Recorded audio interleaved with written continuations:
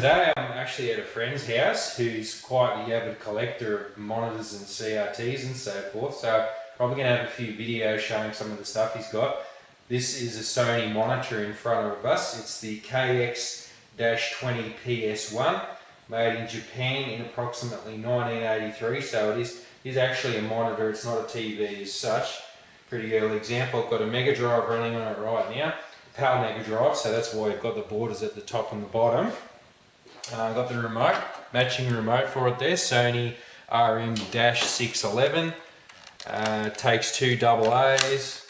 It's nice that it's with the actual TV, so it is a proper remote infrared. It's not a cable job like you might expect for back in those times.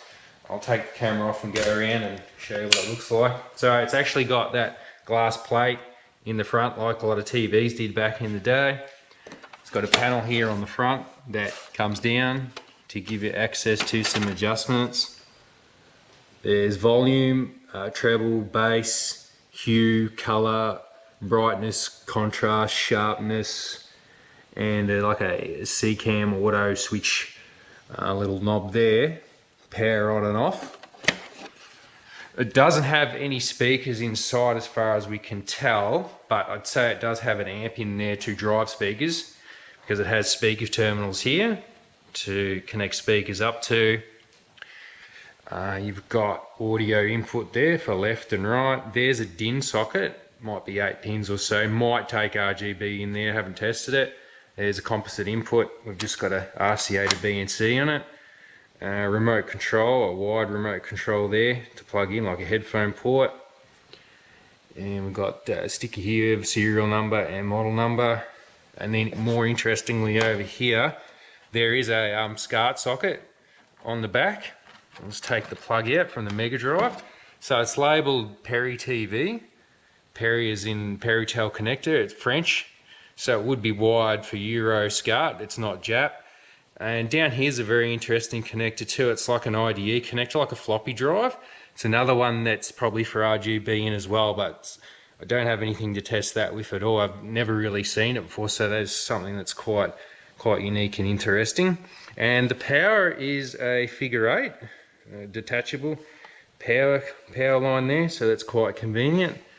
I think the next move might be to just undo it, and we'll have a look inside, have a bit of a quick squiz in there and see what it's got.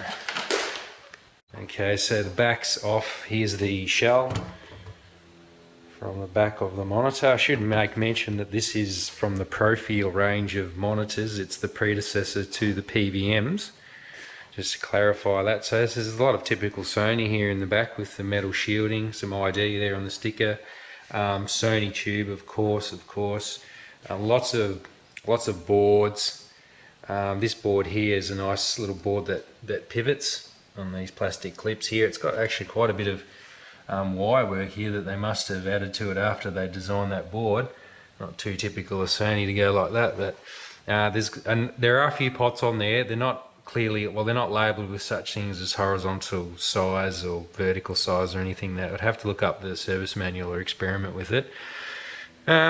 You've got your board there where your audio's in, probably some amplifiers there for the sound, and your neck board, and there's a flyback, well, high voltage or focus adjustment sub thing there. Goes all the way up to the anode cap's on top of the tube, not like some, goes on the bottom. Very long neck on the tube, neck board, a few pots on there to adjust things. Power stuff down the bottom, caged off there. Yeah, so fairly Sony in all its ways. What I'll do now is put the back on and then power it up, and we'll have a look at the image on the screen and see what sort of signals this thing will take for 1983. So right now I have the PlayStation 1 hooked up to the Profeel. It's a PAL PlayStation and it's in composite video and it's displaying fine there, there's no issues at all. I've got an NTSC game that's going to boot up in a minute. Mega Man. It'll get going in a second. So that's displaying fine too. It would have switched into 60 Hz mode from that game. That's all in colour. So composite PAL and composite NTSC appear to work no problems. I wasn't sure if they were going to, being such an old monitor, but they seem to, so that's a tick on the list. Just a couple other things. This was actually with the monitor. I don't know if it's a genuine Sony part. It was connected into the Scart socket on the back. It might just be for like an audio breakout, so you can put your own audio into there and whatever Scart device you want as well. I don't think it's like a Peri Euro to Japanese or anything. It might be, but just something interesting to note. And there's the little cover off that IDE connector that screws in and plugs in and covers it up. Now I'm just going to put in something RGB and get rid of this composite stuff and go to the good looking stuff. I'll do that now. Now we're in RGB and actually using a Sega Nomad, an NTSC system there. It's hooked up into the Scart socket on the monitor, and we've got this pattern to see what its geometry and convergence is like. It does need to be shifted to the right of screen. Perhaps one of the pots on the boards in the backs could adjust that. Little bit of misconvergence on the edges there, and does need a bit of straightening up here and there, but it's not too bad of an image. I mean, we're talking 1983 and it's not too shabby for that period. What I'll do now is just put a game on and finish it up. Righto, so Sonic's running now again in NTSC from the Nomad, as you can see there. I don't know if that's coming up too well on the camera from this angle, but it's pretty cool to see both of them running.